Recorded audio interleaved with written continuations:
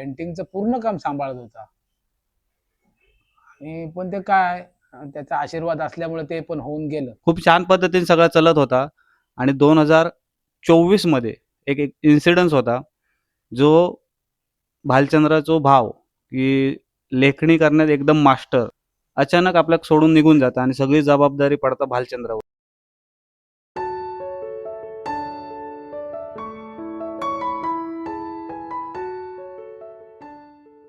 जसजसे गणपतीचे दिवस जवळ येतात ना तशी जास्त गडबड होता ती प्रत्येक गणपतीच्या शाळेत.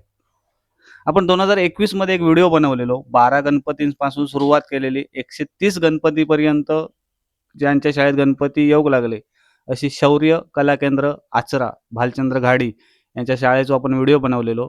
खूप छान पद्धतीने सगळा चालत होता आणि 2024 मध्ये एक एक इन्सिडन्स होता जो भालचंद्राचा भाव की लेखणी करण्यात एकदम मास्टर आपण मागच्या व्हिडिओमध्ये जर बघितलं असत तर अचानक आपल्याला सोडून निघून जातं आणि सगळी जबाबदारी पडता भालचंद्रावरती. आणि आज याच शाळेतील गणपती बाप्पा कशा पद्धतीने काम चालू असतं दाखवण्यासाठी पुन्हा इकडे येईल असो.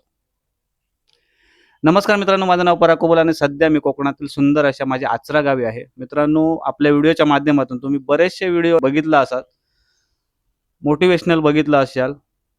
एक एक स्टोरी तर जबरदस्त असतात. प्रत्येक घटनेमागे काहीतरी एक विशिष्ट स्टोरी असतं आणि ही स्टोरी आपल्या चॅनलच्या माध्यमातून आपण दाखवत असतो. 2021 साली शौर्य कला केंद्राचा एक आपण व्हिडिओ बनवलेलो.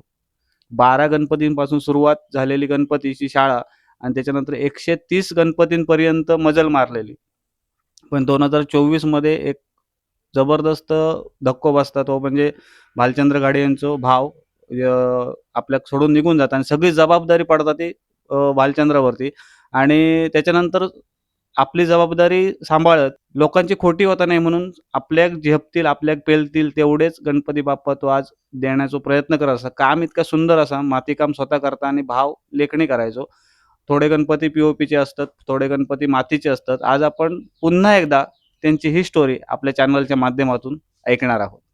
चला, आता या शाळेची माहिती आपण जाणून घेणारच असो. पण गेल्या टायमिंग जो 21 मधला जो आपण व्हिडिओ बनवलेलो तो तिकडे जे दुकान गाळे असतात त्यांचे तिकडे बनवलेलो. आता हे स्वतः इकडे घराकडे करतात आणि नवीन जागेत इकडे सगळे हे गणपती बाप्पा असतात आणि काम अगदी युद्ध पातळीवर रात्र रात्र जागून करण्याचं काम चालू असावं.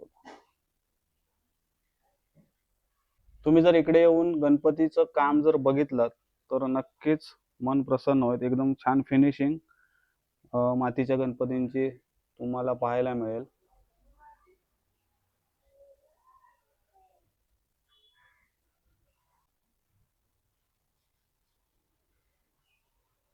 इकडे एक छान पैकी सावकार बैठकीतली मूर्ती असा. तुम्ही जर म्हणजे व्हिडिओ तुमका समजता की नाही माहिती नाही, पण इकडे जर प्रत्यक्ष येऊन तुम्ही बघितलं ते इकडे मातीकामाची फिनिशिंग जी आहे ना ती जबरदस्त असं. म्हणजे नुसती जरी मूर्ती बघितली तरी मन प्रसन्न होता. इकडे असा इकडे पूर्ण ओपन असा मूर्ती, म्हणजे पाठी प्रभाव वगैरे काय नाही. आणि ह्या मूर्तीचं काम बघा इकडे एक केलेली असा. आता हे का धोतर मारलेलं नाही, म्हणजे मातीत धोतर केलेलं नाही. एका ऍक्च्युअल जर आपण रिअल धोतर नेसवतो त्या धोतर एका नेसवचा आहे आणि एका फेटो बांधूचा असा. ही अशी मूर्ती असा आणि ही एक पूर्ण फायनल झालेली ही मूर्ती मातीची.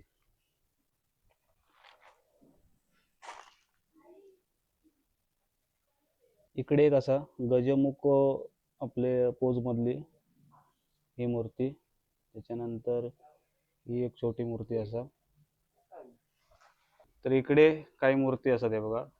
आणि भालचंद्र मका सांग की आता हे मातीचे मी बघतोय ना, तर ह्या मूर्तींमध्ये आणि त्या 2 3 4 5 मूर्तींमध्ये फरक आहे. त्याच्यात काय फरक आहे? फरक म्हणजे दिसताना सेम दिसतायत त्या, पण ते वजनाला हलके इको फ्रेंडली गणपती आहेत ते. ते कागदाच्या लगद्यापासून पुट्ट्यापासून गोंद म्हणजे सेम सेम प्रमाणात माती आणि लगदा मिक्स करून केलेले आहेत ते. म्हणजे इको फ्रेंडली. Eco friendly. ते वजनाला हलके आणि मजबूत असतात. म्हणजे गम असल्यामुळे ते शाडू मातीपेक्षा ते हाताळायला चांगले असतात. आणि प्लास्टरला पर्याय म्हणून हे आहे. म्हणजे असं. येणारे पुढचे हा. आपले ह्या असा म्हणजे हा, पुढच्या वजन. काही वर्षात कदाचित हा, ते असं इको चित्र फ्रेंडली इको फ्रेंडलीच होणार. हो. त्याच्यामुळे त्यांनी आपले सुरू केले ना, पण फिनिशिंग पण छान असं आहे या गणपतींची सुद्धा, अगदी मस्त वाटतं. इकडे आता मातीचे आणि पीओपीचे गणपती सुद्धा असतात. मातीचे गणपती असतात ते 1.5 फुटापासून तुमका 4 फुटापर्यंत उंची तुमका मिळू शकता आणि त्याचप्रमाणे पीओपीचे असतात ते 1.5 फुटापासून अगदी 5, 5.5, 6 फुटापर्यंत इकडे मूर्ती उपलब्ध असतात. त्यांचं सुद्धा काम छान असा. हे सगळे मूर्ती असतात हे पीओपी मधले असतात. हे सगळे छोटे मूर्ती इकडे ठेवलेले असतात आणि मोठ्या मूर्तींचं आता काम चालू असतं.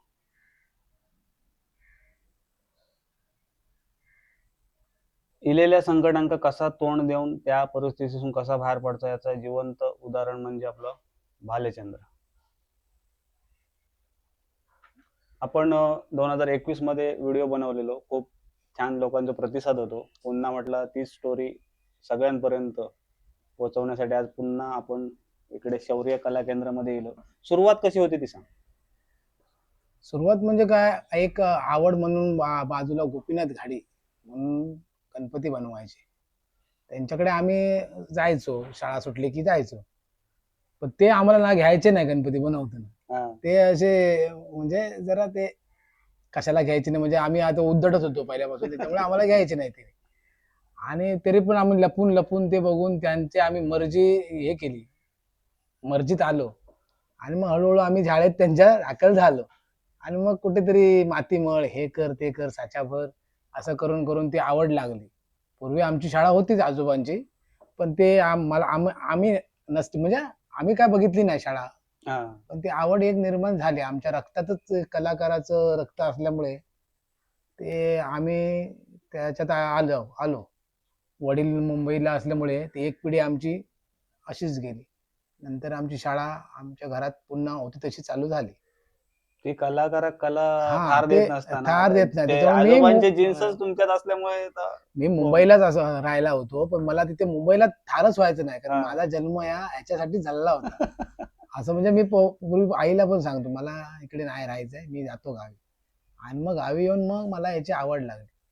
मग ह्याचं मनोहर मिस्त्री यांच्याकडे मी साधारण म्हणजे काम करायला गेलेलो होतो. 10-1 वर्ष त्यांच्याकडे काम केलं. त्याच्यानंतर माझे म्हणजे गुरु सत्यवान कदम यांनी मला, ही तुझी शाळा स्वतःची, तुझ्या आजोबांची शाळा होती, तू शाळा का काढत नाही, तू शाळा कर ना, तुला काय लागेल ती मदत मी करतो.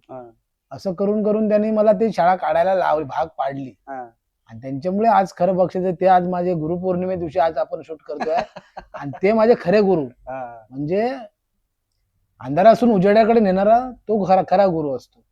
त्याच्यामुळे ते आज मला त्यांची सकाळपासून मला त्यांची आठवण येते. असाच माझा जीवन प्रवास आहे. मग ते पहिल्यांदा माझा स्वतःचा केला, मग वाडीतले 2 जण आले, असे करून करून माझे सगळे गणपती वाडीतले माझ्याजवळ होते. सुरुवाती 12 गणपती. सुरुवात केली 3 गणपतीने, नंतर झाले वाडीत 12-13 असं झालं. भाऊ होता मुंबईला, तो आला रंगकामासाठी. त्याचं रंगकाम उत्कृष्ट असल्यामुळे आमचे जरा इथे गावात म्हणजे नावलौकिक आम्ही झालो. बाहेरचे पण लोक यायला लागले. दहिबाव, देवगड, कणकवली पासून, जांभवड्यापासून गणपती होते, शिरवंड्यापासून, असे गणपती ते वाढायला लागले. असं करून करून ते झालं. नंतर आम्ही पीओपीचे आणायला लागलो. जशी लोकांची मागणी आली तशी आम्ही पीओपी आणले इकडे, आणि त्याला उत्तम प्रतिसाद पण त्याला भेटलाय. आता काय प्रत्येकाकडेच पीओपीच आहेत. या वर्षी आम्ही आता नवीन चालू केलंय ते लगद्याचं, त्याची पण ऑर्डर आम्हाला आमच्याकडे होती, आणि पुढच्या वर्षी पण आहेत. म्हणजे मुंबईवरून ऑर्डर एक आली आहे लगद्याची, आम्हाला बनवून दे म्हणून. मग ते झालं तर आम्ही ते बनवणार या वर्षी, पुढच्या वर्षी. आणि एक सांग की आता तुम्ही दोघे भाव मिळून किंवा जे मामा जे होते ते अगदी गुण्यागोविंदान आनंदान व्यवस्थित चालू होती शाळा. अचानक ते हे झालं सगळं 2024 मध्ये एक जबरदस्त धक्को. मग त्याच्यात नंतरचे म्हणजे 24 नंतर 25 मध्ये कसं काय मॅनेज केलं? 25 मध्ये मॅनेज म्हणजे काय, माझा डोळ्याचा प्रॉब्लेम चालू झाला, त्याच्यातून पण मी सावरलो. म्हणजे काय, माणसं इकडे जवळचे मूर्तिकार होते त्यांनी मला मदत केली बरीचशी, आणि त्याच्यातून हे झालंय. आता काय चालू आहे, फक्त काय मला डोळ्यांचंच काम तेवढं कठीण जातंय, बाकी काय आम्ही करतोय आहे. आणि पेंटिंगची एक साइड सचिन हा, सांभाळत असल्यामुळे भाऊ टेन्शन सांभाळत होता, पेंटिंगचं पूर्ण काम सांभाळत होता. आणि पण ते काय, त्याचा आशीर्वाद असल्यामुळे ते पण होऊन गेलं. त्याचं काय हे नाही. आता ह्या वर्षी किती गणपती असेल? आता ह्या वर्षी जवळजवळ 65 गणपती जवळजवळ आहेत. मी डोळ्याचा आजार असल्यामुळे मी जास्त गणपती घेत नाही आता. आणि ही कशी जबाबदारीच असते ना, की जबाबदारी आजचं काम असल्यामुळे उद्या घेऊन जा असं म्हणू हा, शकत नाही. त्याच्यामुळे मी आता गणपतीच थोडेसे कमी केले आहे. मॅन पॉवर कमी झाली आहे. प्रत्येक जण आता मुलगा पोरगे जे आहेत ना, ते प्रत्येक जण मोबाईल मध्ये गुंतले आहेत. ह्या कलेकडे जास्त कोण आता हे होत नाही. त्याच्यामुळे जरा ते कामगारापायी गणपती कमी करावे लागतात, नाही तर काय करण्याची हे होती, ताकद होती, वाढवली असती शाळा. पण कोण कामगार भेटत नाही. आणि जबाबदारीचं काम आहे. जबाबदारीचं काम असल्यामुळे ते हे होत नाही.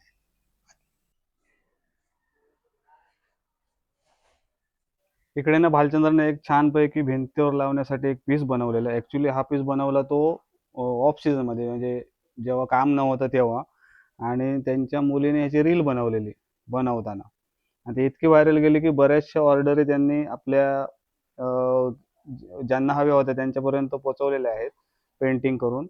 आणि ह्याच्या सुद्धा तुम्हाला जर पीस तुम्हाला पाहिजे असेल तर तुम्ही डिस्क्रिप्शन मध्ये नंबर दिलाय, त्या नंबरला कॉन्टॅक्ट करून घेऊ शकता. माऊलींचं चेहऱ्याचं एक स्टॅच्यू आहे, छान बनवलं बघा. इकडे बरेचसे वेगवेगळ्या पोज मधले गणपतीच्या मूर्ती असतात. हे जे असतात हे सगळे धोतर नेसवचे असतात बघा.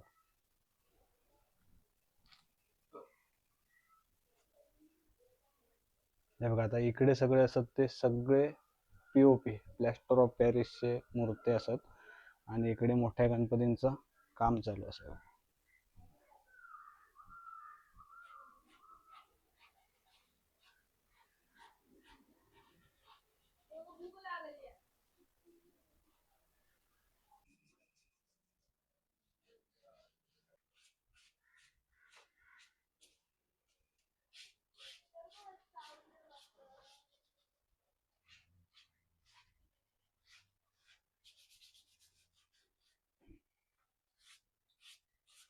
ही एक इकडे छानपैकी मूर्ती आहे बघा, छत्रपतींच्या पोज मधली.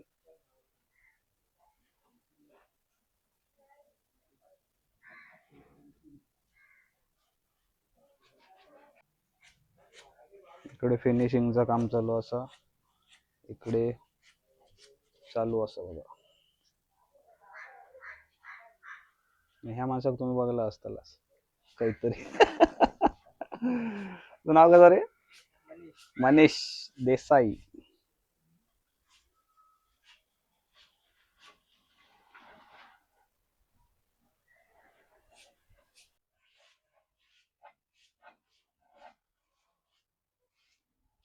इकडे या बाजूला सगळे पीओपीचे मूर्त्या ठेवलेल्या आहेत, ज्यांचं काम बाकी आहे.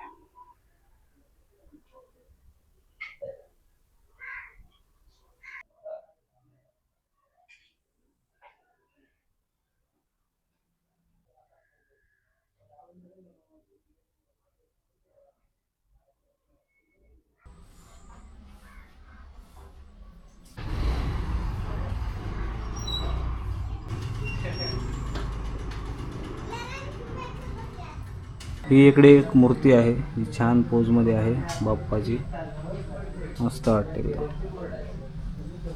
ही पीओपीची छोटी मूर्ती आहे, पण ती दिसायला इतकी भारी आहे ना, मस्त वाटते बघा. आणि छोट्या मूर्त्याच भारी वाटतात.